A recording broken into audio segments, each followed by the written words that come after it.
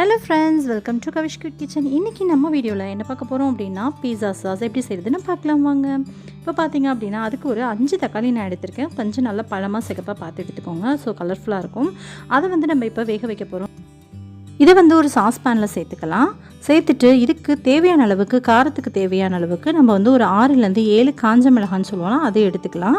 So இதை உங்களுடைய காரத்துக்கு ஏற்ப, விருப்பத்துக்கு ஏற்ப கூடவோ குறைச்சோ சேர்த்துக்கலாம். அதையும் சேர்த்துக்கலாம். அதுக்கப்புறமா இந்த தக்காளியில் உள்ள நடுவில் உள்ள அந்த இது இருக்கும்ல, இதை மட்டும் நம்ம ஒரு கத்தி வச்சு நைஃப் பண்ணி எடுத்துடலாம்.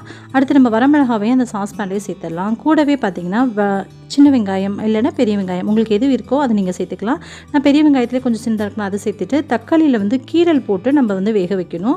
ஏன்னா அப்போ தான் நம்ம தோலை உரிக்கிறதுக்கு ரொம்ப ஈஸியாக இருக்கும். அதுக்காக நம்ம இதே மாதிரி கீரல் போட்டுட்டு எல்லா தக்காளியிலே வேக வச்சுக்க போகிறோம். அதே மாதிரி நடுவில் உள்ள அந்த காம்பு பகுதியையும் நம்ம தக்காளியிலேருந்து நீக்கிடணும். இப்போது ஒரு பேனில் தண்ணி சேர்த்துக்கலாம். தண்ணி சேர்த்துட்டு நம்ம எடுத்து வச்சுருக்க எல்லா பொருளையும் இதில் போட்டு வேக வச்சுக்க போகிறோம். இப்போது எல்லா பொருளுமே இந்த தண்ணியில் சேர்த்துட்டு ஒரு 5 நிமிஷம் போல் நல்லா வேக வச்சு எடுத்துக்கலாம். இதில் தக்காளியில் நம்ம கீரல் போட்டிருக்கனால ரொம்ப சீக்கிரம் வெந்துடும். ஸோ இது எல்லா பொருளுமே ஒரு 5 நிமிஷம் போல் மட்டும் வேக வச்சுட்டு நம்ம வெளியே எடுத்துடணும். ஃபஸ்ட்டு நம்ம வேக வச்சிடலாம்.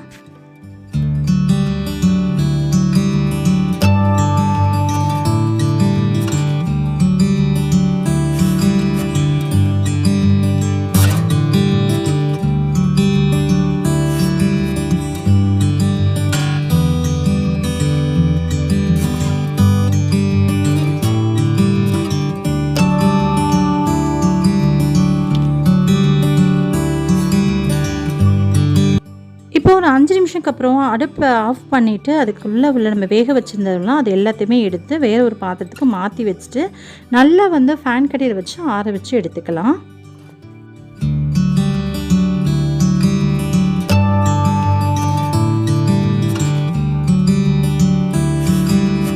நல்லா ஆறுனதுக்கப்புறம் பார்த்திங்கன்னா மேலே உள்ள தக்காளியில் உள்ள தோல் எல்லாத்தையுமே நம்ம கம்ப்ளீட்டாக நீக்கிட்டு அதுக்கப்புறமா நல்லா ஆறுனதுக்கப்புறம் மிக்ஸி ஜாரில் சேர்த்து நம்ம அரைச்சி எடுத்துக்க போகிறோம்.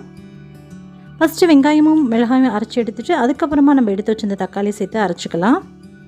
அப்போ ரொம்ப நமக்கு ஃபைன் பேஸ்ட்டாக கிடைக்கும்.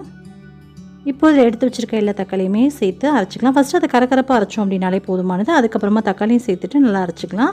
அரைக்கும் போது பீஸா சாஸ் பொறுத்த வரைக்கும் எப்போவுமே ஃபைன் பேஸ்ட்டாக இருக்காது, நமக்கு ஓரளவுக்கு குறையாக தான் இருக்கும். ஸோ அது மாதிரி நம்ம அரைச்சி எடுத்துகிட்டு ஒரு சாஸ் பேனில் ஆயில் சேர்த்துக்கலாம். ஆயில் 2லேருந்து 3 டேபிள் ஸ்பூன் அளவுக்கு ஆயில் சேர்த்துக்கலாம். நீங்கள் பேன் காஞ்சதுக்கப்புறமா சேர்த்துக்கோங்க ஆயில். பட் பேன் காயறதுக்கு முன்னாடி அவசரப்பட்டு சேர்த்தாச்சு.